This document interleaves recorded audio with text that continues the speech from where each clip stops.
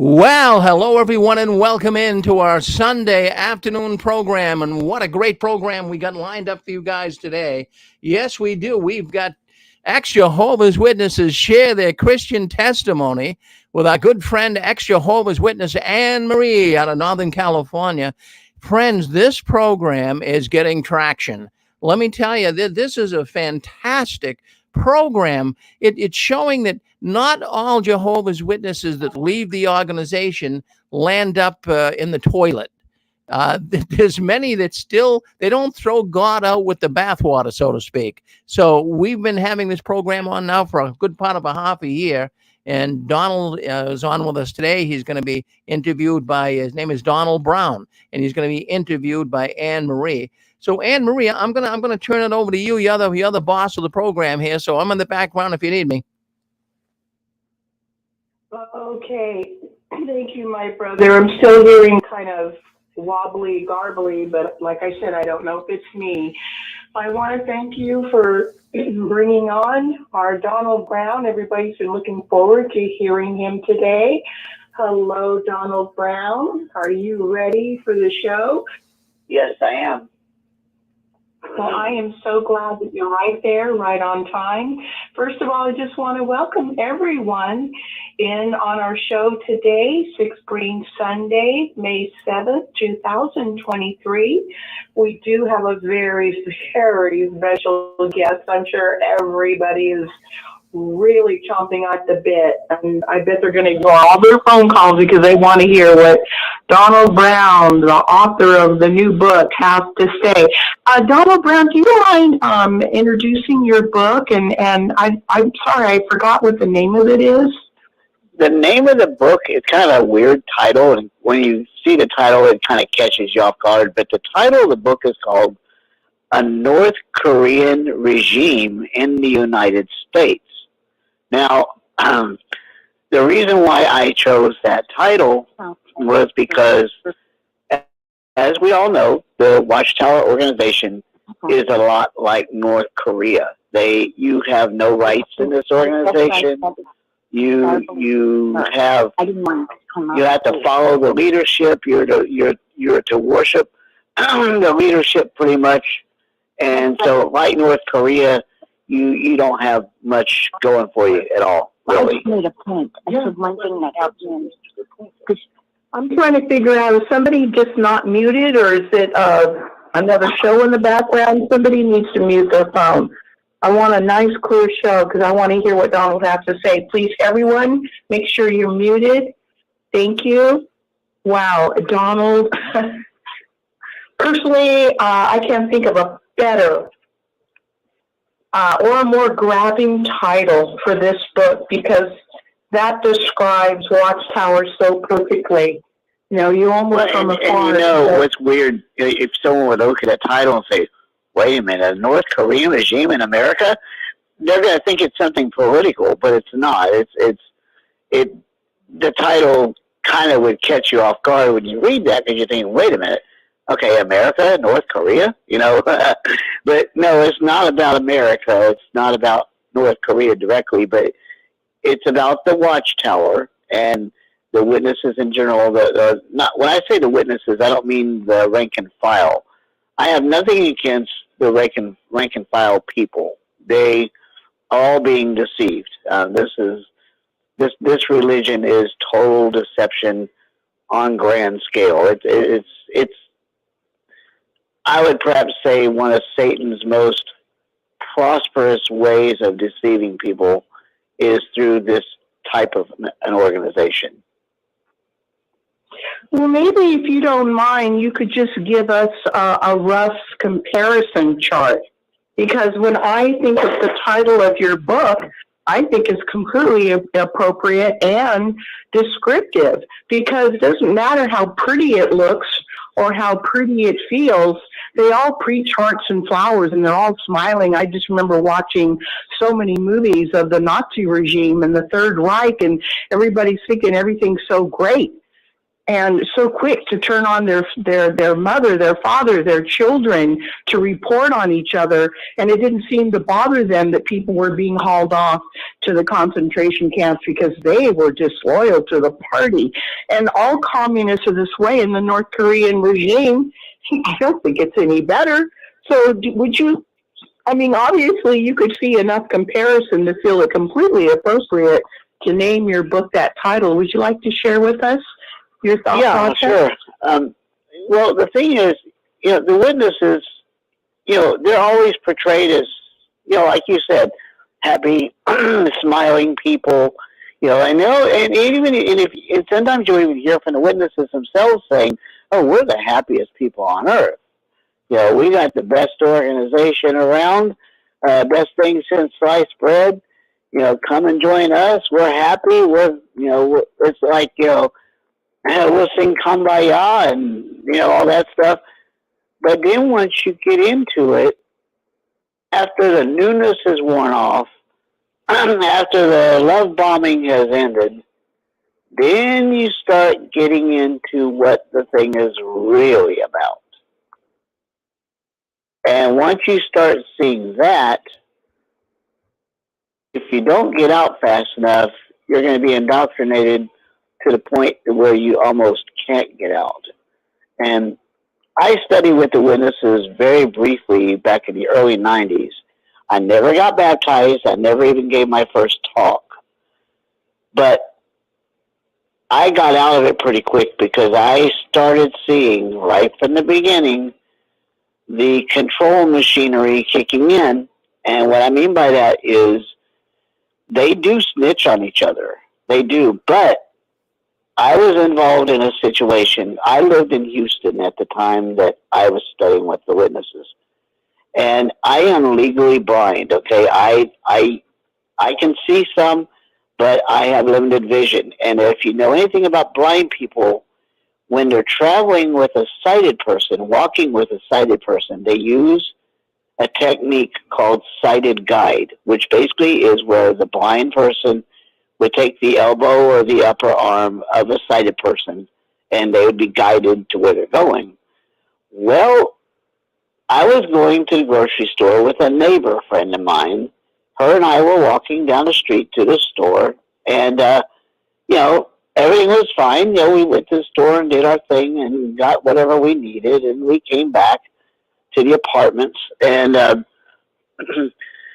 a couple of days later, after that incident, one of the sisters picked me up to take me to the Kingdom Hall, and she proceeded to tell me, she says, "I saw you walking with that lady," and she was proceeding to tell me that she was bad association. And now, before that, I had my Bible study, and he had told me about bad association, but this was the first incident where somebody was trying to counsel me on not associating with anybody that's not a Jehovah's Witness. Well, that rubbed me the wrong way. Well, I didn't get out immediately, but I stayed in it for a little bit longer. But I waited till I can get out, and I finally did get out. And I never did, like I said, I never did do my first talk. I never did finish the Live Forever, the You Can Live Forever in Paradise on Earth book. I never did even finish that book. And so I hightailed it out there when I saw that machinery kicking in. I thought, this ain't right. This is not godly. This is not what Jesus taught. Because the Watchtower has a thing about telling people not to associate with anybody outside of the religion because they're afraid. I mean, they don't want you to find out the real truth about the organization. So by telling you that you shouldn't have friends on the outside, that also sets you up for the disfellowshipping machinery, because the disfellowshipping machinery won't work if you still have connections on the outside. But once you cut all those off, then if by chance you do get disfellowshipped in the organization, then you have nobody to rely upon. So you're almost forced to try to crawl back, because after all, the witnesses teach that they are the only true friends you've got. they love you, blah, blah, blah. But then all of a sudden, if you break a rule and you get disfellowship, nobody talks to you, nobody calls you, nobody writes you.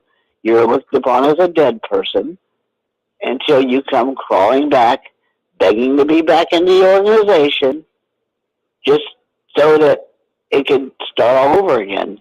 So, that's why I believe that's why they tell you not to have friends on the outside, so that their disfellowshipping machinery can work better, because it won't work as well if you still have contacts on the outside, because what you'll do, you'll just say, okay, all right, I'm disfellowshipped, but I still got my friend over here, outside of the Watchtower, so okay, I can go live my life and do whatever. But yeah, once they tell you to cut them all off, then you have nothing on the outside, so that when they disfellowship you, like I said, you're forced, at least they think you're forced, to try and come crawling back. Yeah, it seems from the very beginning, I mean, as far back as I can remember, from the very beginning, they start warning you, and it's like a very subtle, friendly, but definitely a mind control thing where they encourage you. That's the one euphemism they use a lot. They encourage you to start seeing your neighbors, your friendly neighbors, people that you talk to, people that you are friends with, to start seeing them as enemies of Jehovah. Because if they have the right heart condition, they'll want to study the Bible. And that's all a bunch of gaslighting, if you will. Because first of all, they don't even say, the Bible study is not even a Bible study. Exactly. It's a study of cult literature. Yeah. So what I'm saying is just like what... I was just going to say the witness lingo in that, to the public, it's a Bible study. But I think if I remember hearing right, that in the inner circle of the witnesses, it's called a book study.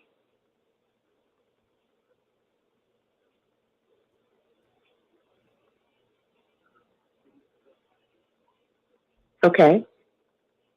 Yeah. So, like to the public, what they call a Bible study is really called a book study. Go ahead, dear. They just use the word Bible study to the outsiders, because people know what the Bible is, but if they went out and called it a book study right away, I think that would drive people away. So they just use the words Bible study.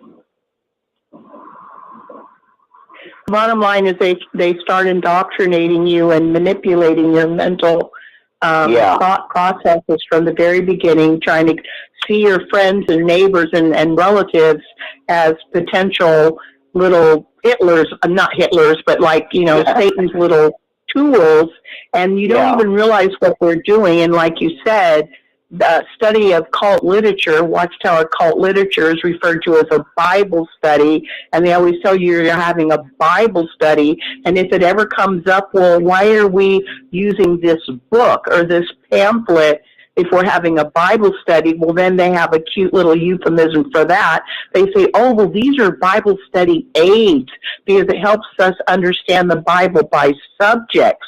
So it's like they have an answer for everything, but it's like you said, when they get you sucked in, even when you start feeling something isn't right, it's all about control. Even calling themselves Jehovah's Witnesses, that's bad association, because he's not a Jehovah's Witness. What they're really truly saying is they're not a Watchtower drone. They're not a Watchtower party member. It's all about loyalty to the party. We'll tell you what to think. We'll tell you what to believe. We'll tell you how to think, and so on. And you were catching up on that very quickly. So many people don't, and I'm so glad you caught it. Please continue. This is fascinating. Yeah, I caught that, and see, the thing is, I studied with the witnesses out of spite curiosity. I am a Christian, and I was a Christian even then. But I was curious.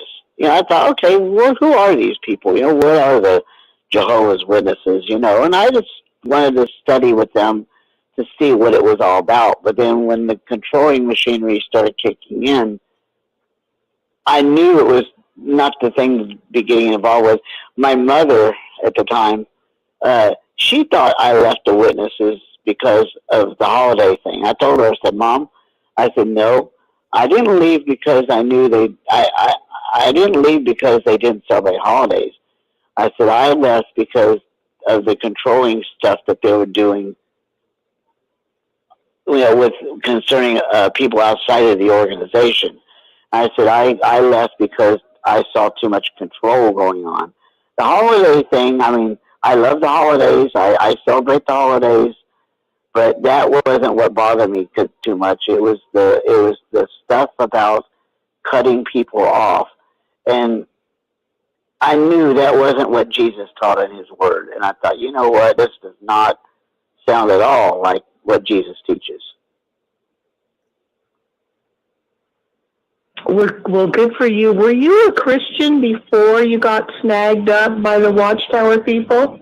Yes, I was, and I am still. Yes, I just got in there out of curiosity. I was curious, kind of a thing. Curiosity killed the cat. The witnesses came around the apartment complex where I lived at the time, and I asked, I talked to them a bit, and they sounded like really nice people, and I thought, okay, let's see what they're about. So I started a Bible study, what they call a Bible study, started a study with them, and that's how I started getting in with them.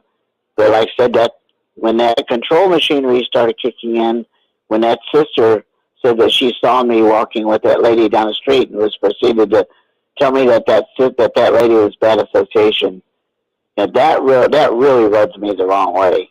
There was something really, it really felt uneasy. I mean, to claim you're a Christian and then tell somebody to cut your friendship off from somebody just because of the sake of an organization, or that they're not a part of that organization, that you should just break your friendship off, that just didn't go with me very well.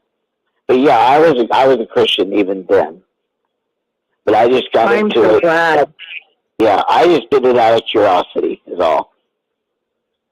Well, it's probably what saved you, because it's just like the Bible said something about where, they dress up like sheep and they sneak in to steal our peace. I think it's in Galatians where Paul was warning about how they sneak in among, us true Christians to spy upon our freedom and to steal our freedom away. And they're real crafty at it.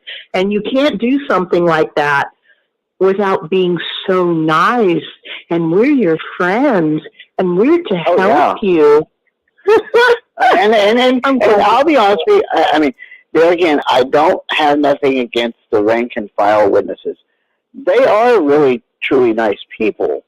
But the problem is that niceness is a facade, because if you break one of their rules, the niceness instant, or say you go to the Kingdom Hall one day, you walk into the Kingdom Hall, you talk to everybody, and then at some point during that meeting, they'll announce that you're disfellowshipped. There's very millisecond that they say Donald Brown is no longer one of Jehovah's Witnesses. Now, I'm just using that as an example. They never did say that for me, but I put my name in there just to show you that the very instant that happens, it's like night and day. You talk to them when you first came into the Kingdom Hall, but now that your name is mentioned on the platform, that you're no longer one of Jehovah's Witnesses, all of a sudden, bang, bang, you're dead. Instantaneously. Pretty much. Yeah. Oh, pretty much. It's scary the way they can change so instantaneously. Yeah, and then you got to think, well, wait a minute. I thought these people loved me. I thought they were really kind, and no, they don't. That love is fake. It's totally false. The sad thing is these sweet people actually and honestly don't realize that their love is fake, because it's drummed in their head as part of their programming that they are the ones that are true Christians, and they know because Jesus said that they could tell by the love they have. But it's not love. No, it's not. Not when you can cut people off that I mean, I would love for a Jehovah's Witness, at least one Jehovah's Witness. I would love for one of them to show me one instance in the Bible, just one, where Jesus disassociated himself from anybody. I mean, Jesus talked to the scribes and Pharisees. I mean, he dealt with those people every day, and he didn't shun them. He didn't. Now, he did say that they were going to die in their sins, but he still spoke to them. He didn't cut them off and be mean to them. But yet, the Watchtower organization teaches that if you break one of our rules, if you question our governing body, you're going to be disfellowshipped. Or if you smoke a cigarette out of all things, you get disfellowshipped. Now, I don't know where the cigarettes come from because that's not in the Bible. But they make up all kinds of stuff to disfellowship you with. And then you go through this stupid kangaroo court called a judicial committee, and you're not allowed to have a witness with you. You can't bring your notes, But yet, when the Watchtower themselves gets in trouble, guess who they have sitting with them in the court? Their lawyer. They got their little witness. They got their little person by them. Huh? No, that's such a good point. Dawn, I never thought of that. I remember being there before the committee with three old men sitting there with their legs spread out in front of me, all their business hanging out, and I can't help but not see because there's no table, and they're all giving me dirty looks and asking me all kinds of horrible questions, and I'm sitting there shaking, and, you're right. You don't have any counsel. You have no one to even be there to just be emotionally supportive. But no, you don't have none of that. When they get on the hot seat, go ahead. Oh, yeah, and then for a woman, that's worse because women are treated very, very badly in the organization. I mean, you guys don't have any positions in the organization, really. You can't do anything in the Kingdom Hall, really. You just sit there and listen to the meetings. And, I mean, from what I've gathered, all a woman is good for in the Watchtower is to make babies, be submissive to their husbands, and go door to door and go to the meetings. Other than that, they're pretty much treated like they're useless, Well, that's so true. That is so true. Actually, their main job is to make their husbands look good. Yeah. And make the organization look good because, in my book I talk about how that, the organizations, they love their image so much, and they love their money so much, and so they will do anything to protect those two things because that's their first love. It's not God. They don't love. The organization isn't about Jehovah really. They use to them, I think what it is, Jehovah is just a facade for them, but it's just a cover up. Because the real deal is they want to make lots of money, and they'll do anything to make that money, even if it means throwing people under the bus. And they'll do it. I mean, they'll do it in a heartbeat, and that's why they have the rules that they have, because they want to keep people in the organization so that they will be submissive to that governing body and follow all their rules, and then they hold Armageddon over your head. So you got that fear going on in your mind because you think, oh, am I doing enough? And am I doing all the right things? Because I don't want a fireball to hit me at Armageddon, so I better be doing all this Watchtower stuff and doing what the Watchtower says, or else I'm going to be burned up at Armageddon. Or as Tony Morris talked about the burnt hot dogs and when he was in Vietnam or whatever, how he said that when he saw helicopters crash, how the people's bodies were blackened and split open and burned up like hot dogs and all that good stuff.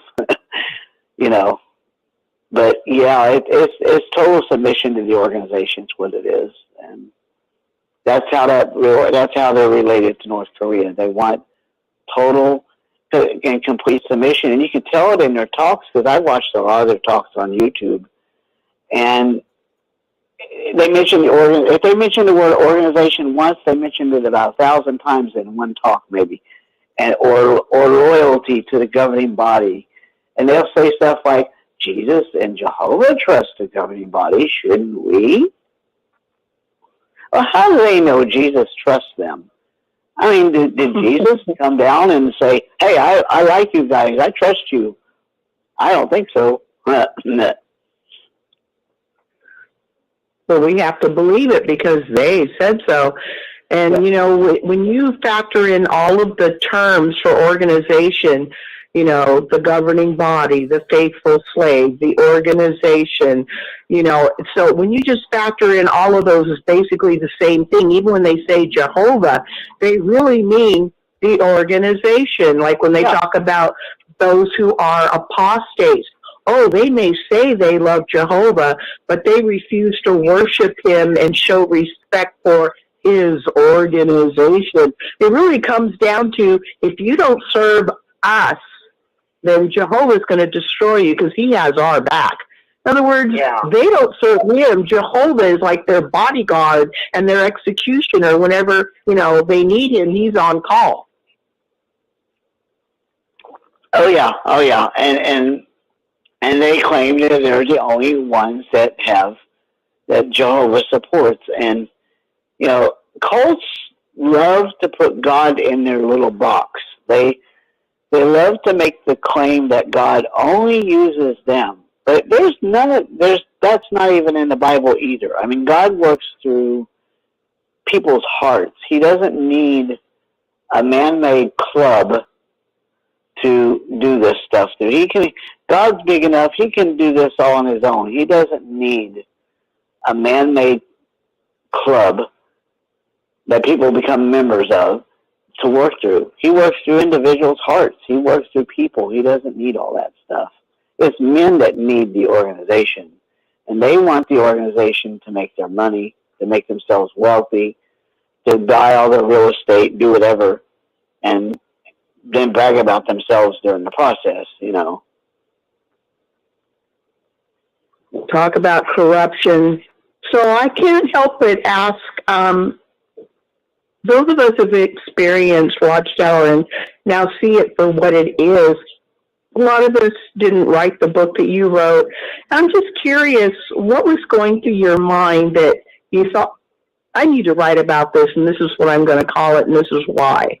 Do you mind sharing that thought process with us? Yeah, what compelled me to write the book was just the treatment that people get from that organization, the unchristian treatment that people get, the lies, the deceptions, the rules and the regulations and all the stuff you have to do, the fact that they totally screwed up the salvation message and added themselves as a means of getting salvation, when Jesus says, "I am the way, the truth, and the life, and nobody comes to the Father but through me."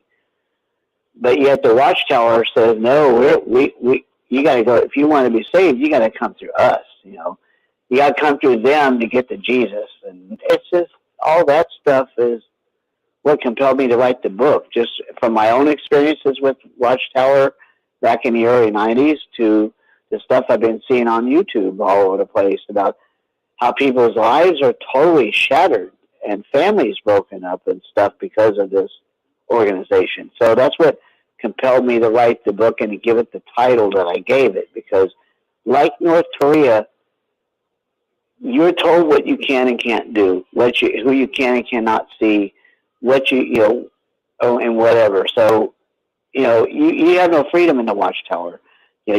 They call themselves Christians, but yet you can't go into a Christian bookstore. If you're caught doing that, you're in trouble. You can't go.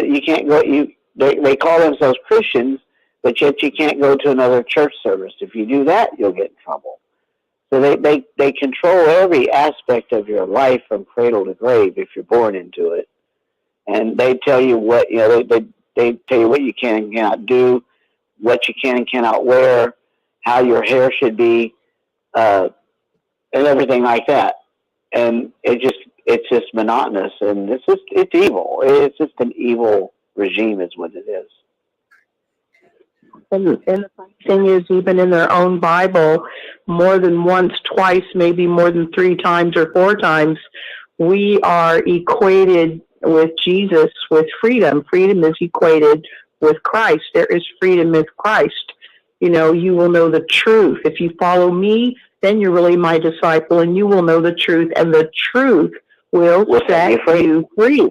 And therefore, if the Son sets you free, you will be actually free. And that's in the Watchtower's own Bible, John 8:31, 32, and verse 36. It's very simple. And then you brought up John 14:6. I am the way, the truth, and the light. If Jesus says he's the way, that's the way to follow, the way to be right with God, the way to let God guide your life. That's my interpretation. But Watchtowers, oh, no. You have to come to us. You have to join us. You got to believe what we tell you to believe, and so on. And Jesus says he is the truth. Not I preach the truth. I am the truth. But does Watchtower ever say that Jesus is the truth? Oh, no. They're the truth. And he dies for us. They wouldn't even buy you a loaf of bread if you were starving on the street. But yet they're going to tell you that the only way you have hope for life is through them, obeying them, following them, don't question them, be loyal to them while you blindly serve them and promote them and recruit for them. And this is the sad thing, is it's in their own Bible, but they are taught to see these very scriptures that are so illuminating of who Jesus is, his plan of salvation, and yet we were trained to see them in a twisted way, as somehow it means we have to follow the organization. The organization always taught that John 14:6, I am the way, the truth, and the life. No one comes to the Father except through me. We were taught from the platform that scripture basically is saying that Jesus is the postage stamp on your prayer. So if you want Jehovah God to hear your prayer, you have to remember to say, in Jesus' name, because he died for you. And that's how we were taught to see that scripture. This is that's just a tiny example of how twisted they are. Would you mind saying the name of your book again? The name of the book is A North Korean Regime in the United States. God, how do I Korean regime? I miss in the doing United short States. names. And if would it be okay with you if I tell you how people can go and get the book? Are you kidding me? That's what this is all about. Please do, my brother. Before I do that, let me mention another thing here, and this is going to blow your mind. I don't know if you've thought about this. The memorial, okay, that they have every year. When you go to that, you're not allowed to partake, right? But what did Jesus say concerning that? He said that if you don't drink my blood and eat my flesh, you have no life. So if that's the case, well, that, of course, that's true what Jesus said, then if the Jehovah's Witnesses aren't partaking, they have no hope. There's no way they can expect paradise earth. There will be no paradise earth for them because they have no hope. They have no life.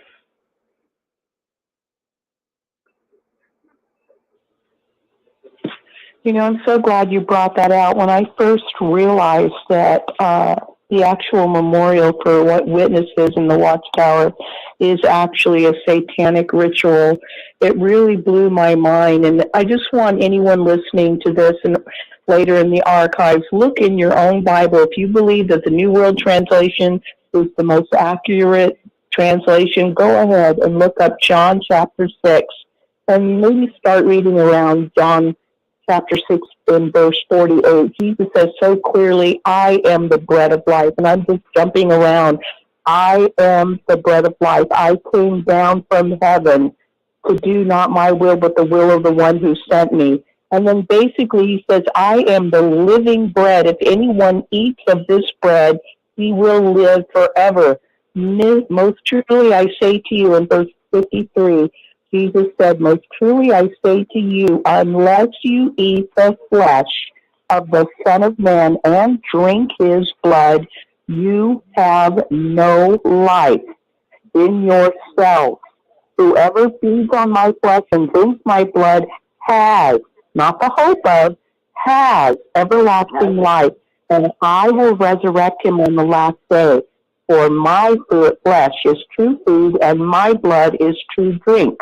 Again, he says, whoever feeds on my flesh and drinks my blood remains in union with me, and I in union with him. And he just goes on and on. He goes on and on and on. John chapter 6. And notice what you said, whoever. It didn't say governing body only. It said whoever. So Jesus included everybody, but the watchtower, oh no, only the anointed can partake. What the sad thing is they get this anointed thing all backwards. It's so convoluted. Yeah. They talk about the 144,000. The 144,000 has nothing to do with the covenant that Jesus has with whosoever, everyone, anyone, he who, the one that. And it's always has everlasting life. Anyone who comes to me, no one will be able to snatch him out of my hands. They don't ever preach what their own Bible says. And that's why if you really study the Bible, even the New World Translation, because God's truth is there. I don't care how convoluted or distorted or messed up they've tried to make it. It's there. Anybody who wants to see it is there. And I'm just so grateful that you wrote this book. Yeah, I did a lot of research. It took me over a year to write it because I do write other books. I write ebooks of all different kinds, and this particular book took a while because there was a lot of research involved in putting it together. And like I said, I had been in the middle of other projects while I was doing that, so that's why it took so long to write it. But I want to let y'all know how you can get it, and I'm going to speak this very slowly so that you can understand it. And because the website, the place to get this book is kind of in a strange location. To begin with, I run an internet radio station, and my station plays a variety of music. And I don't have a domain name for my books that I'm selling right now because I'm still working on that. I'm building the website. But right now, the place you can go get the book at, I'm going to give you the whole address because it's a little bit lengthy. It's hit, as in hit, like baseball, hit, HIT, dash, mix, MIX, dash, radio.com/text sell. That's all one word there, TEXTSEL, LL, text sell. And when you go to that page, the page that pops up is the starting page that I'm working on for my other projects. But at the top of that page, there's a link that says religion. And that's one of the categories that I started adding to that page because that's where all my books, my different types of books that I'm going to be selling are going to be in. So each type of book I don't want to get Don. I have ADD really bad. I want to make sure that every single person listening to you now and later will not mess up in any way, shape, or form finding your book. So instead of wasting time explaining why and because, I want to make sure I got everything right so far. Correct me, please. Well, Anne Marie, this is Rick. I'm going to come in here. Well, I have all of the information from Dawn, so we'll make it easy for people. I've got already about 10. I got about a dozen people already asking for the book. But write me at jwworldnews@gmail.com. And I'll get you the link. I'll send you the link off, and you can get the book, and you'll find it very fascinating. But that's the best way to do it because it's kind of like a long email. So let's do it this way, okay?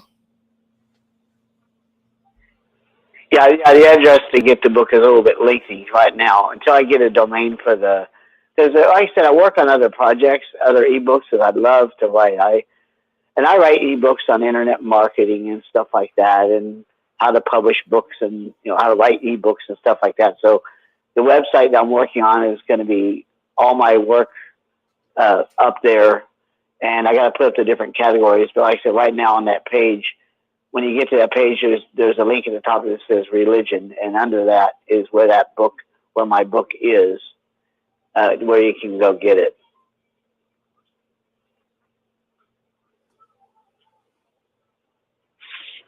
Okay. Thank you. Yeah, and like I said, the book's got a lot of stuff in there. I mean, I really did my homework on this thing because I wanted to make sure that I had all the facts straight and make sure I had everything I wanted to have put into the book, because I don't like the way this organization treats people. It makes me angry when I see people's families broken apart. I'll give you a good example. On one, I don't know what video it was I saw, but there was one of the Jehovah's Witness lawyers standing up there saying that they don't really shun that if someone is disfellowshipped, that normal family relations continue. And as I heard this guy say that, I thought, you dadgum liar. I said, and the reason why I said that was because if you've ever seen any of the Sonia Erickson videos that the Watchtowers put out about this girl named Sonia Erickson, she gets disfellowshipped, and she tries to call her mother, and it's a drama that they have, and the phone rings and rings and rings and rings and rings and rings and rings. Her mother doesn't answer, and then that lawyer stands up and defends Jehovah's Witnesses and says, normal family relations continue. And here that girl's trying to call her mother, and her mother won't answer because Sonia is disfellowshipped. Really?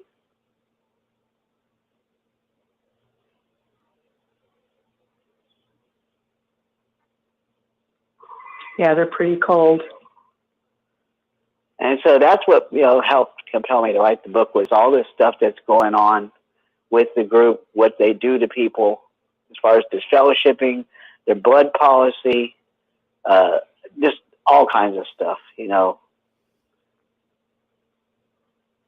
all the control that they have. And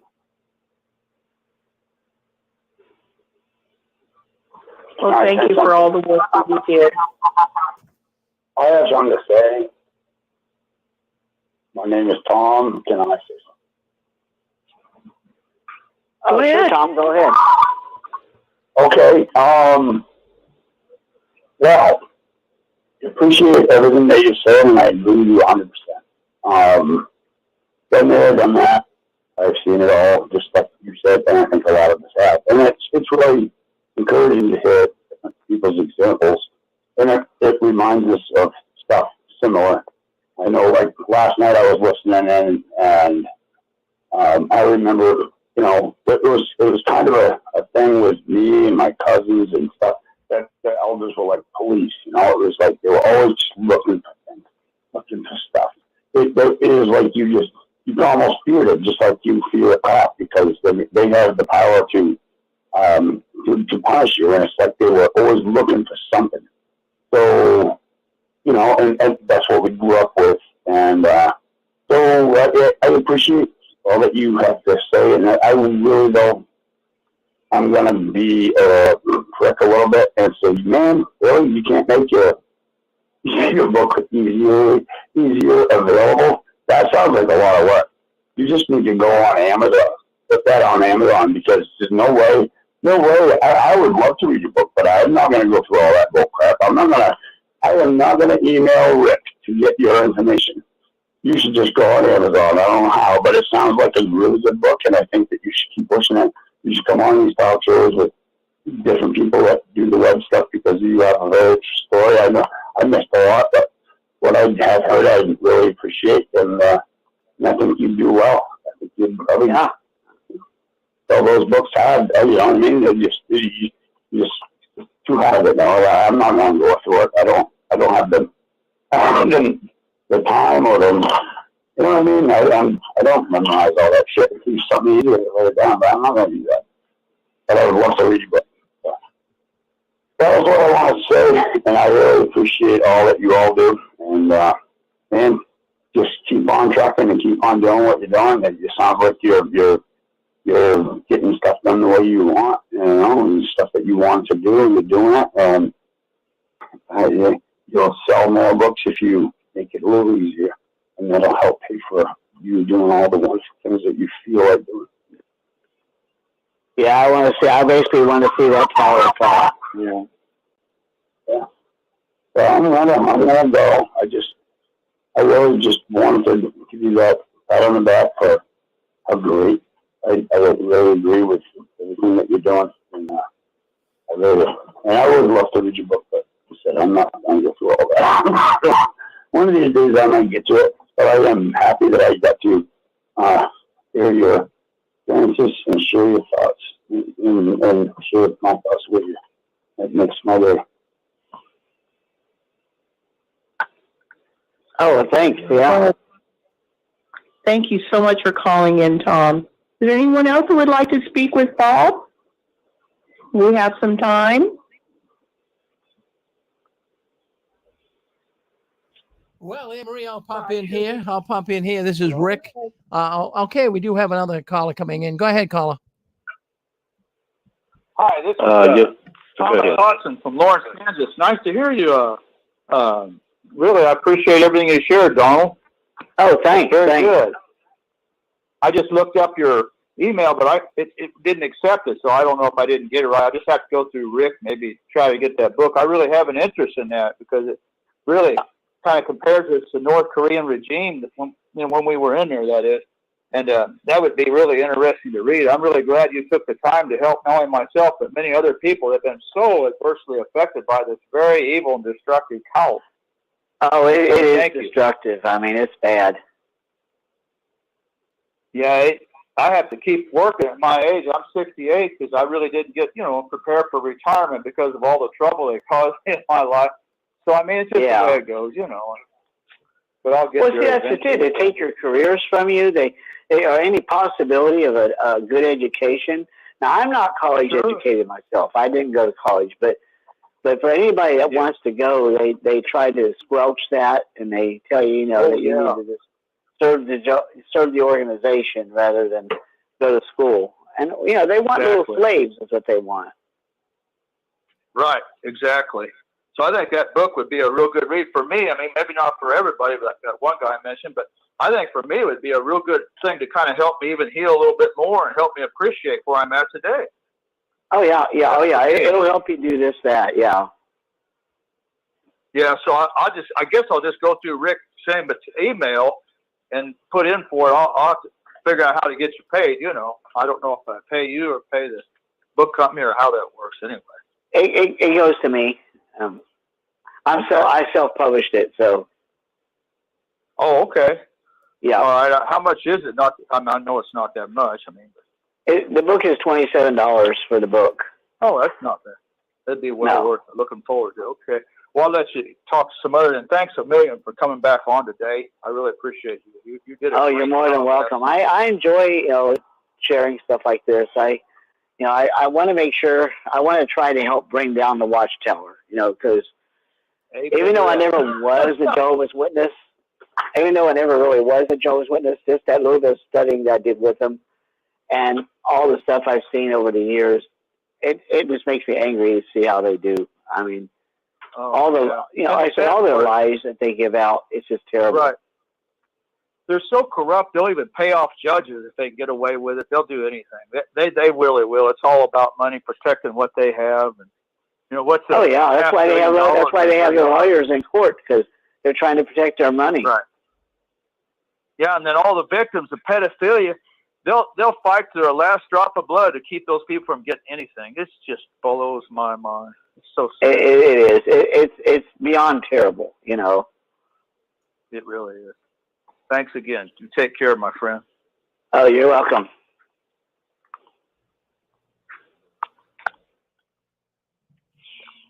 Hello? Go ahead. Anne-Marie, I wanted to ask him, you never were baptized, and I'm just wondering if the Jehovah's Witnesses, especially the one that was studying with you, is still trying to recruit you into the organization? They're not, because they, at the time that I was studying with the Witnesses, I ended up moving up to North Dakota for a while. Now my study moved up to North Dakota as well, but my study partner that I was with, they're still in North Dakota. So I came back down here to Texas because at the time, the man my mom was married to, my stepfather, he was dying of cancer. So I had to come back home and help out with that issue. But ever since I left North Dakota and stuff, and and left my study up there, I never was approached again. He didn't bother to continue with me, on that. So no, I didn't have anybody try to pick up the pieces where they left off. Nobody ever tried. So that was good. That was good. Oh, I'm glad for you. I am glad for you. I never did even get to. I got very close to doing my first talk, but that's when I started backing out of it. And so I never even finished that You Can Live Forever in Paradise on Earth book. I never finished that book. So that's how quickly I got out. Well, I'm sure glad you did. Thank you for all your experiences. Oh, you're more than welcome. You're more than welcome. Yep. Is the line open to make a comment? Go ahead. Yeah. Hey, this is Michael Dunn. I talked to you last night a little bit. Yeah. The brother just mentioned before about how they stifle the education process. Not only do they stifle the education process, but if you have any natural born talent that God gave you, that's you can't use it. You can't use it. Can't use it. Yeah, they'll tell you, wait to the new system. Yes. Fortunately, I had a mother who was in the music business, and she encouraged that with me. So I was able to express that. I was so thankful. And then the other thing I wanted to contact you with, and we talked a little bit about this last night, about the Jewish connection. Did you ever get into the Jewish covenant that God made with his people and how it's going to interplay with the Christians today? No, I never have, huh? Okay. Yeah, I was just wondering. Yeah, that's a little bit deeper subject. I think if you're trying to bring down the organization, that would be one place where you could go, because that's pretty well evident that the Jewish people are God's chosen people. He made a covenant with them. Oh, yeah, he did. That's right. Yeah. Yeah.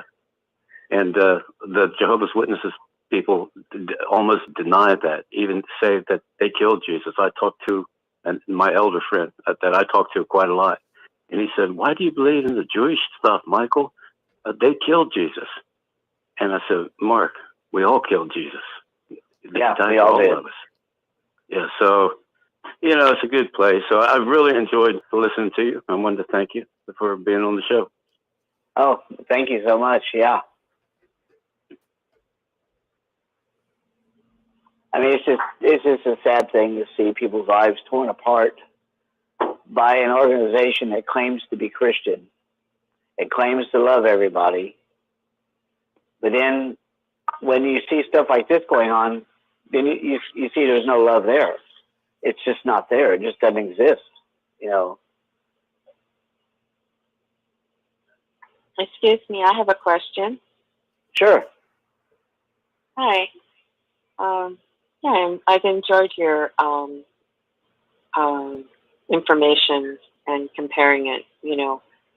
I was wondering why you picked North Korea when there are many communistic, control governments out there.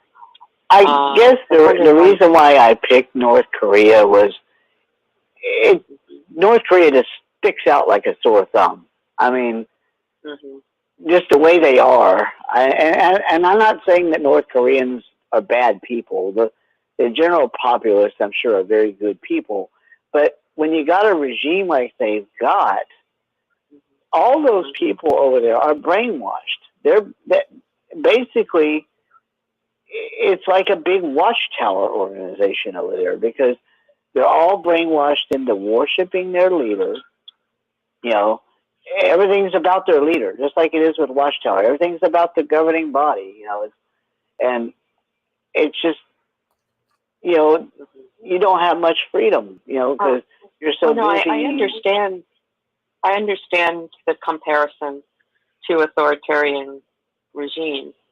Yeah. But there are other regimes out there, I think, just as, I'm not that studied on it, but, and then I was wondering if you compared other cults that are very high control, along with the Jehovah's Witnesses, to the use North Korea as an example. No, because I don't know much about the other cults other than the Witnesses, because they were the only ones that I had experience with.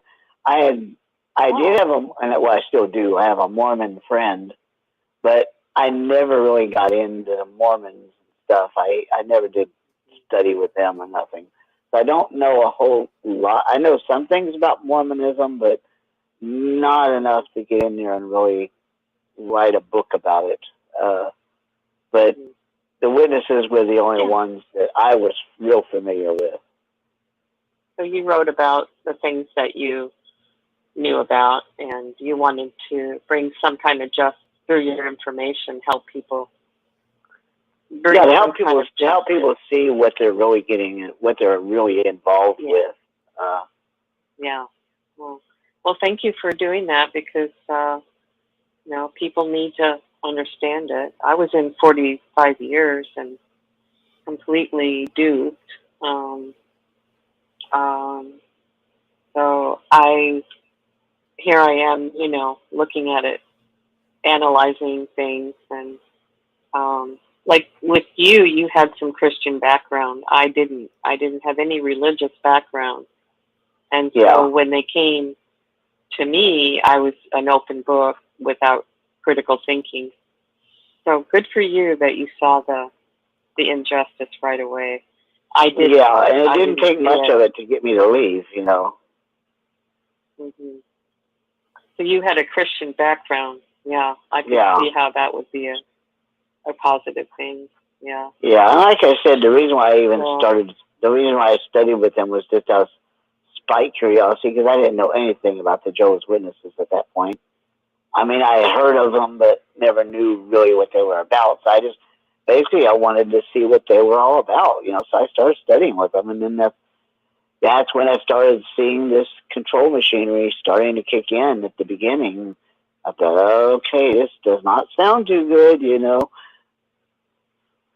Yeah, and once you got out, then you also kept up with everything that was going on, because you're familiar with some of the legal cases. And I didn't do any of that right when I got out. It wasn't until just recently, within the past year or so, that I really started digging into watching a lot of the YouTube channels, listening to people's stories and stuff like that really inspired me to write the book, because it made me angry to see that so many people's lives are just messed up by this religion. And it also make you feel glad that you got out before you got in too deep? I mean, did it make you go, "Wow, I could have been in big trouble. I could have gotten myself in a mess"?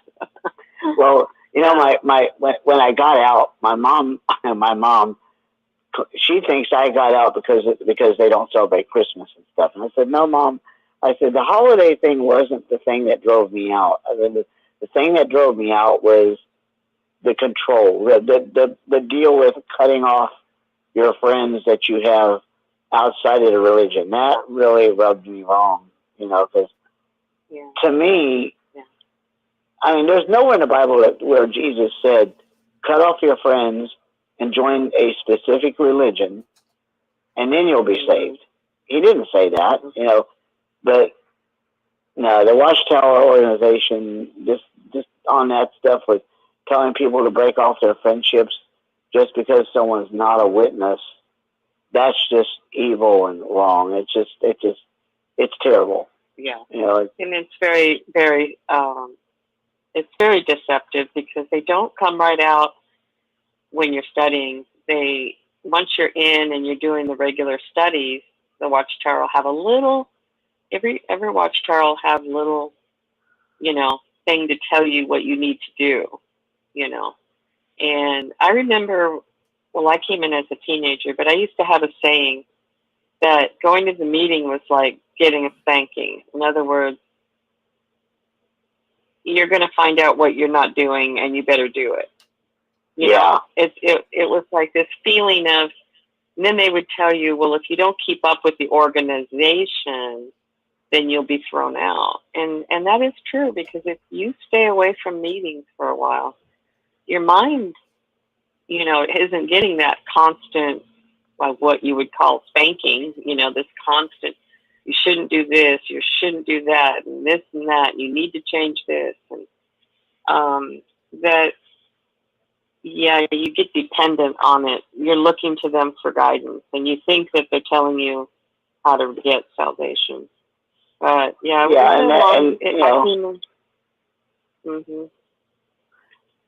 and it never felt good to apply those things, because my family, there's nobody in my family that was a witness.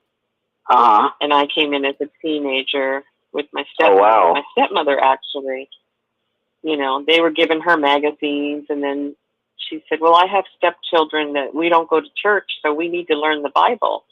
And that's what they offered, the Bible study. Oh, yeah, so that's how they start, Yeah. And so then I was a young woman, you know, a teenager, no religious background. And that was when the Truth Book came out. That's how long ago I came in as a teenager, when the Truth Book was their main recruiter. I heard that book brought in a lot of people. It was real simple, but it didn't go into any detail about, you know, later on, you know, the things you need to do. And I gave up associations. Yeah. Yeah, because, you know, but, you know, for them to tell you to cut off everybody, you know, that's just setting you up for the disfellowshipping process, because if you have friends on the outside still, if they disfellowship you, you're still okay, because you can then go back to those people on the outside. Whereas if you cut them all off and then you get disfellowshipped, then the organization has you, because then your only resolve is to try and go back to the organization, because the friends and family that you have are still in there, and that's what they want you to think.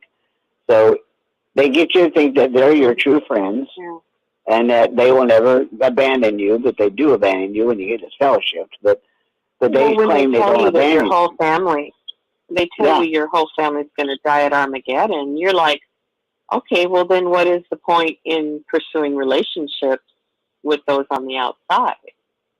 So they get you double whammy. Not only you know, do they say they're bad association, but you could die with them if you hang out with them. So it's all about the threat of bad association. You know, they're not going to help you serve God. You know, they're not going to help you get to the new order. So, so there's a lot of ego in that, though, when you think that you are privileged and then others are not. It's a terrible way to go through life, because it really does. It really... I mean, it sucks you dry. I mean, you know, you're in that organization. Every day you do something related to that organization, whether it be going out in service or studying all these watchtowers and all these studies during the week that you got to do with people and stuff, and it just drains you dry, you know, because they don't want you to have a normal life. They want you to live for them. They want you to pay the governing body attention or worship them. And, you know, they may not come out and say, we want you to worship us, but anytime you hear them say trust, you know, about trusting the governing body, just replace the word trust with worship. So that's really what that is. Yeah. Well, it used to be called the organization or the society. When I came in the 70s, there was no emphasis on, we didn't know who was directing. You know, we didn't really hear too many names. There was a president that would give talks at the assemblies, but you wouldn't hear a lot about them or see pictures of them or their life story or a video. You know, they weren't front and center back then. back then when I came in, you know. Yeah. So, but So you were involved. Were you organization. involved in this? So you were probably around in the organization when the '75 debacle was going on, right? Yeah, I was baptized in '72. Turned. I was 8 years old in '72. Okay, so. Yeah, my brother was born August 2nd, 1972, and I was 8 when he was born. So I was just a kid then. Yeah. We moved to Texas. So for me, though, there are those that, you know, there's a scripture where we used to be taught, you know, this used to was big on my mind when I came in, that those that are going to come in are sighing and crying over this wicked world. And I came from a dysfunctional background, and I was looking for something stable and safe. And so when I did the ministry, I trusted that I was very much 100% trying to do God's will, like in my heart, you know. Yeah. I mean, they told me what to do, but on the other hand, I thought there was a reason, and so I did the ministry, and I was sincere, and I helped only about 2 people come in and be baptized. But that's too bad because, you know, I feel guilty now. But the sincerity is there with some. You know, there are many that have sincerity. But when you're in there long enough, you do adapt. Well, I'm special. I'm going to go in the new order. I got to help all these people that are going to die. You know, you do lift yourself up in the sense that, well, I have the truth, so I better help people. You know, I better help them learn so they can make it. And then look at it. And then look at the kids. And then look at the kids that are in the organization. You school age kids that are in the organization. They can't go play football with their friends. They can't go out and play basketball with their neighbors. They can't join any clubs at school. They can't do anything at school other than go to school. They can't have any friends at school. Yeah, my kids suffered. I raised them. You know, I went ahead and had 3 children and raised them in there. And they all eventually left. And my oldest stayed in till he was in his 40s. And I ended up living with him and his wife because my marriage busted up because of all the mental anguish that it put us under. And then my husband kind of lost his mental bearing. He lost his, I don't know how to explain it, but I lost my husband to that, or, you know, to the, I call it mental illness that you develop while you're in there a long time. Yeah. And then went to live with my oldest son. And while I was living with my oldest son, he and his wife came to me and said, "We're leaving. We're disassociating." And so that was my last son that left. The other left years earlier. But they didn't leave formally. They just faded out. You know, they faded out. They didn't like being in the organization. And then my thing when I left, mine wasn't really a fade because I wasn't really in there long enough to really fade. But I just it was almost like, you know, I just disappeared. You know, I wasn't in long enough to where I was indoctrinated enough to really have any of that latch on to me. But I learned just enough to get out. You know. Now, was your mom in? Your mom in the... No, my mom was raised Catholic, but no, my mom wasn't in. Oh, okay. No, she didn't join it. I'm glad she didn't. So did you have people you knew in the organization that drew you in, or how did you? Or did they come to your door and draw you in? I was living in Houston when I started studying. And the apartment complex that I lived at, some witnesses had come, and they were out in the parking lot talking to some people, and I went out there and, you know, was visiting with them and talking this general conversation stuff, and I found out they were Jehovah's Witnesses. Well, I was curious, you know. I didn't know what they were like. Yeah, okay. And so I was curious, and I was talking to one of the sisters out there in the parking lot. So she told me about the the organization and whatever, and then she got me connected with the guy that studied with did my Bible studies and stuff. But I was more curious than anything else, and I was a Christian even then. Did you witness? Did you witness to anybody? Did you witness anybody going through a lot of suffering while you were around them, or did you? No, because I didn't. I wasn't in long enough to observe. The only thing I did see was, I know when I went to the Kingdom Hall, there was a little girl I said hi to, and she told me she was disfellowshipped. And so the disfellowshipping thing was one of the first things I saw. And she said she couldn't talk to me because she was disfellowshipped. But I didn't see any of the other stuff that was going on because I didn't go to Kingdom Hall that many times. Well, that's pretty remarkable that you yourself pursued exposing, the organization. It's pretty remarkable when, you weren't like 100% indoctrinated and in there for years and years and years, So yeah, like I said, what rubbed me the wrong way was when that, I don't know if you were on the call the whole time, but when that,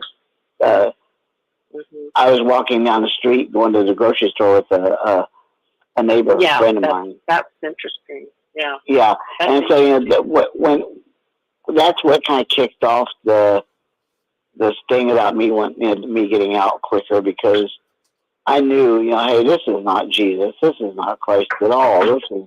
This is something else. This is not anywhere near what Jesus taught. Yeah.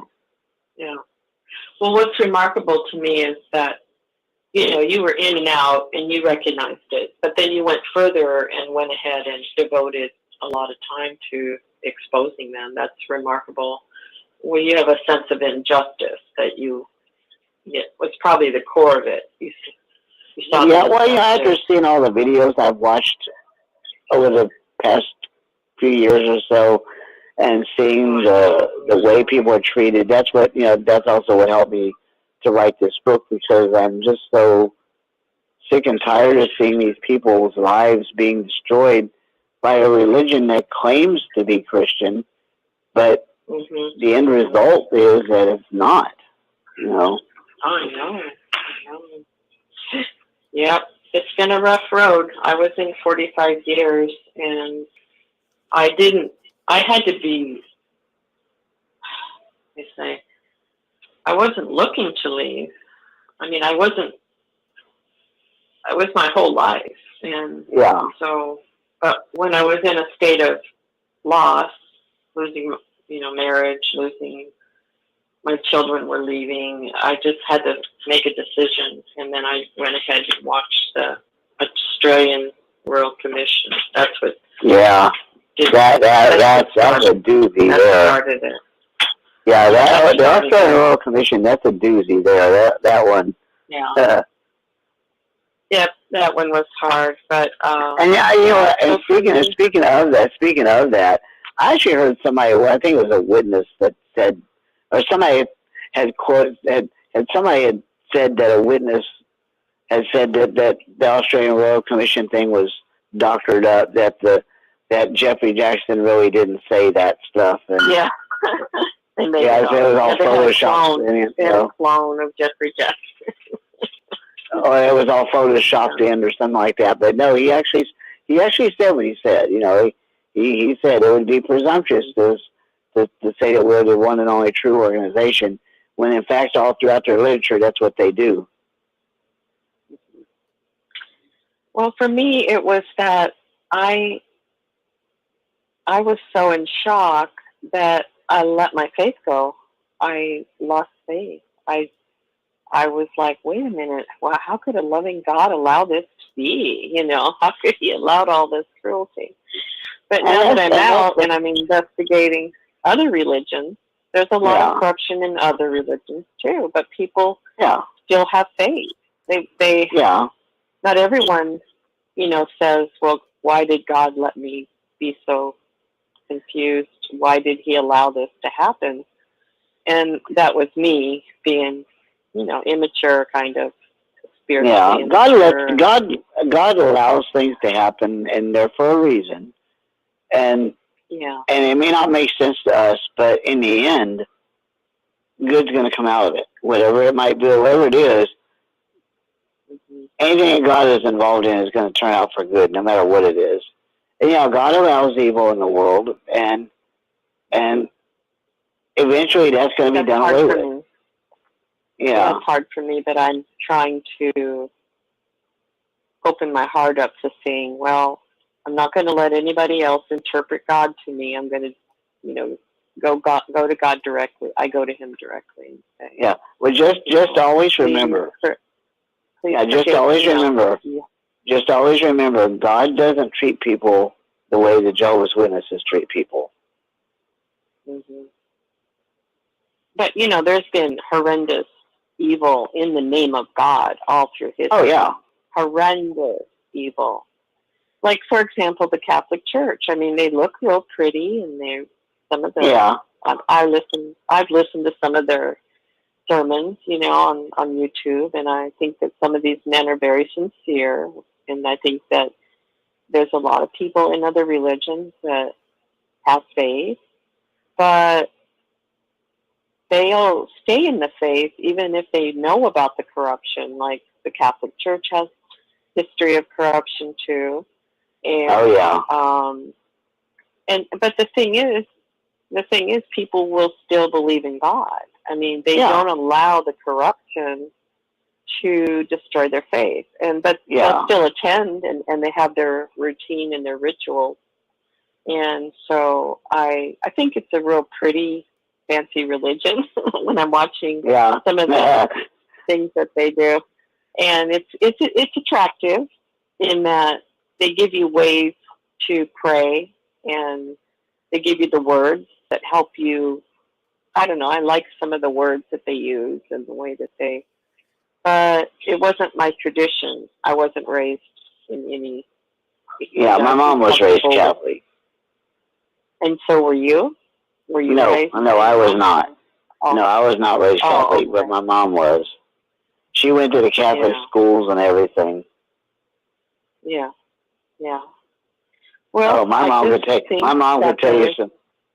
tell you some stories about how strict those nuns were at the schools. Oh, I heard some of them were mean. Yeah. Oh, they were.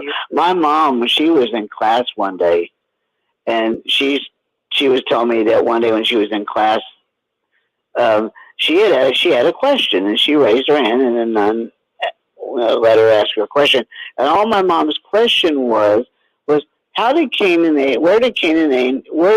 and Abel get their wives from? Mm-hmm. And that nun slapped her ruler on my mom's school desk and blurted out at the top of her lungs. She said, "You're going to hell for questioning the Bible." Oh my goodness!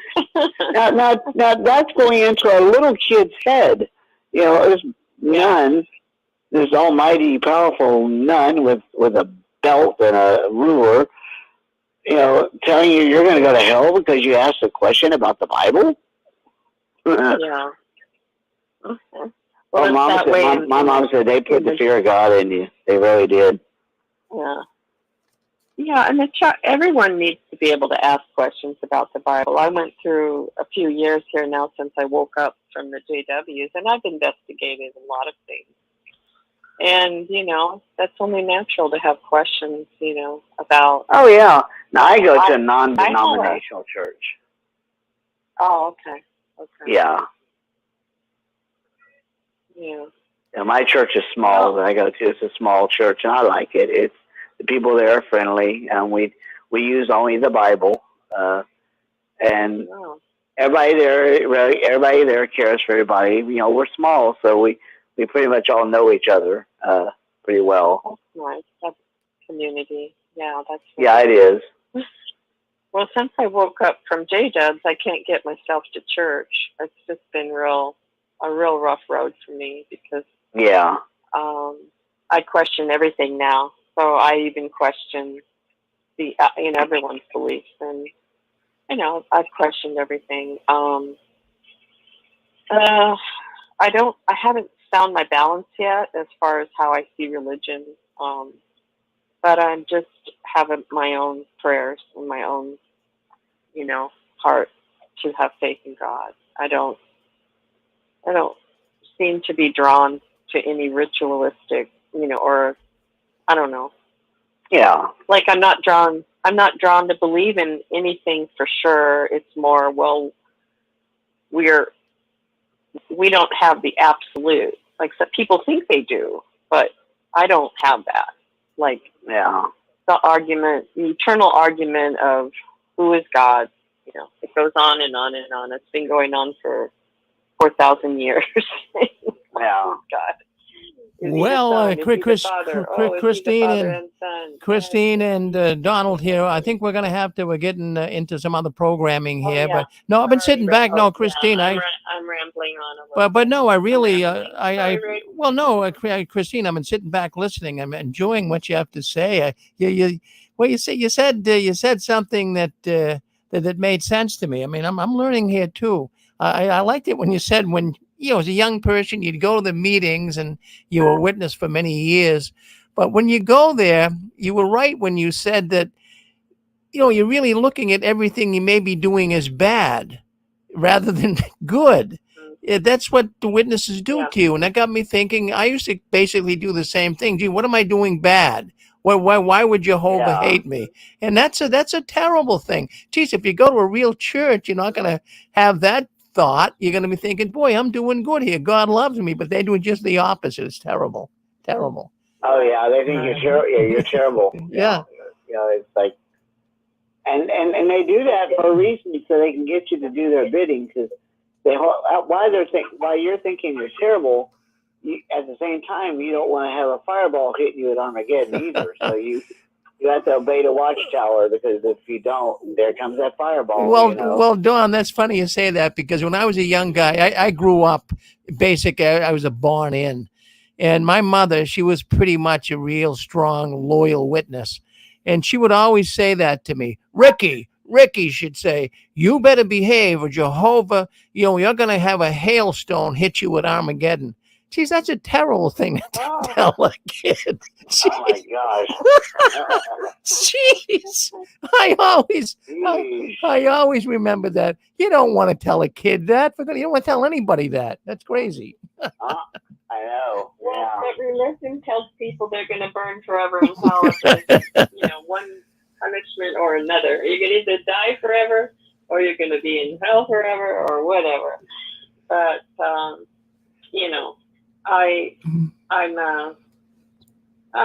just one of those people who got really deceived and then trying to figure things out. Well, I'm glad, Christine, that you're listening in and you're trying to put pieces of the puzzle together. I give you all the credit in the world doing that. So you just keep doing that. That's a good thing. What I decided is that I had faith all those years, and I did pray a lot, and I'm starting to pray more. I'm just starting to ask God to show Himself to me, that in the way that I can have faith. And so I'm trying to open my heart, because mentally it's hard to be well if we don't have we don't feel like there's hope. If we don't feel like there's hope in a God of love that's behind everything, it's not good for your mental health. It's not healthy to go through life with no hope. So Rick, can I say something real quick? Oh, okay. Is it Christine? Yes. I wanted to tell you that Jesus didn't call you unto a religion. He called you unto Himself. And what I would suggest that you could do is learn everything about Jesus, because He's the way, He's the truth, He's the life. I went through the same things you did. When I hear you talk, I can hear the pain in your voice. I could hear it all. It's the same thing I did. Yes, very painful. But once I found the love of Christ, Christine, once I found His love and His mercy and His redemption, it all changed around, and you can do that too. And you're doing the right thing by going to him. So I just wanted to go to him directly. Yeah. There's a lot of repenting to do when you look back on your life and you realize you weren't really in the faith that he meant for you to be in. You know, Correct. a lot of repenting to do because I chose to be in that. I chose to be in that cult. You know, I chose it, and so yeah, a lot of repenting. Your final chapter of your book is not finished yet, so stay right in there and hang in there for me. Well, okay? Thank you for that kind. Thank you for that kind reach out. Thank you. Let's see. Yeah. Well, very. God loves you, and He always will. Well, you're right with that. Well, Don, I have to tell you, really, you did a great job here coming on the 6 screens. I cannot believe all the people that have been writing me here for your book. So that's a good thing. You're getting that book out.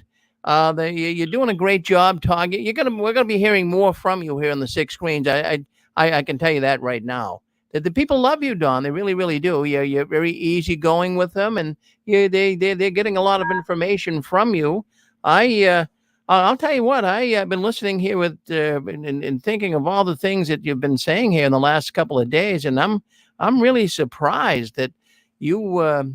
You were only associated for just a short while with the Witnesses, and man, I'm so glad you cut loose. Even as Christine was saying, you didn't stay in long enough to get indoctrinated, and good for you. So yeah. I said I hightailed it out there as quickly as I could. Good for you. Hey, you brought up another thing too that got me thinking, and I never thought of this either. But you were talking about they don't want you to have friends, and I never really looked at it in the way that you kind of brought it out today. They don't want you to have friends on the outside of the religion. They consider themselves your friends, but anybody outside of the religion, you're not allowed to be friends with them. Or at least they strongly tell you not to, because once they have you pulled away from everybody else, they've got you. Well, see, that made sense. I was, in fact, it's so funny that subject even came up because I was talking to my wife Susan today about it, even before the program. That at least I had friends. I'm a businessman, so in the business world, I had friends, and so it wasn't like when the Witnesses kicked me out of their organization and disfellowshipped me. It wasn't as though I had no friends. I still had plenty of business friends. I had relatives that weren't Witnesses, so they didn't take everything away from me. But boy, some people, they take, if all your family and friends are Jehovah's Witnesses, you are in deep doo-doo, Oh yeah. And then if you cut off all the friends that you had on the outside, then when you do get the fellowship, you're in deep doo-doo because you have nobody at that point. Well, they know how it's a game. That they got it down pat. They've studied it. Well, Donald, very, very good job. We're going to be hearing a lot more from you. And what I'm going to do is that this program is going to be uploaded here very shortly. I'll get them both off to you tonight, so you'll have them. I want you to listen, and you did a good job. So you get the 2 programs. I'll send them to you. You'll have them, okay? Oh, okay. So we're going to bring Anne Marie back on. Anne Marie, do you want to say anything? You still there with us? Well, I think it was an incredible show, and I'm thank you so much for the extra time that you gave, Don, so that I really enjoyed the end where Christine came on and spoke with Don, because everything that they talked about in their discussion, it's going to be listened to a lot because they brought out so many things. So thank you so much, and thank you, Dawn. It was a pleasure having you on. Thank you so much for taking the time, and I can't wait to get your book. I wish I had gotten the full website, but I'm sure I'll get it. Rick has that. I sent him the information last night, so he's got it. Yeah. So thank you so much. I'll let you go, and back to Rick, JW World News. Thank you so much, Don. All right, we appreciate it. We appreciate you guys both. Thank you very much, and we'll be in touch. Alrighty, well, that ends the program. Ex-Jehovah's Witnesses share their Christian testimony, but don't go far. We've got JW World News. We'll do an abbreviated edition, our Sunday edition, coming right up. But, another program we have at 4 o'clock. It has a Christian theme, and it's called The Christian Court. Have you listened to The Christian Court? You got to listen to The Christian Court. We have 2 scholars, Bible scholars, that'll be on with us today, an Old Testament scholar and a New Testament scholar. And in the Christian Court, we don't bring up questions that would keep you out of the kingdom. For the most part, we bring up peculiar questions that Christians have, and they differ with each other. For example, many Christians believe that, did really a snake talk to Adam and Eve? Well, we're going to bring that subject up. Do Christians believe in talking snakes? That subject's going to come up. And what about King Solomon having 700 wives, 300 princesses, 300 concubines? Not 300. There's 1,000 altogether wives, you could say, as we learn with the Watchtower. Was he really a polygamist? Well, of course he was. Now, what do Christians think about that today? And, here's my favorite question. You want to stay around. You want to listen to the court today. In the modern Christian world, there's many mysteries, and they arise. The subject of ghosts, extraterrestrials, Bigfoot, Sasquatch. How does a Christian reason on these topics? That's what we're discussing today in the court at 4 o'clock, so stay tuned for that. Well, we're going to close this program off. We're going to go to an abbreviated edition of JW World News, but I want to thank everyone for coming in. Dawn, I want to thank him. I want to thank Anne-Marie and, of course, Christine and all those that called in. Really enjoyed the program today. Thank you very much. All those people writing in on YouTube, too. Thank you for commenting in there. We really appreciate it. We'll see you in just a little while with JW World News.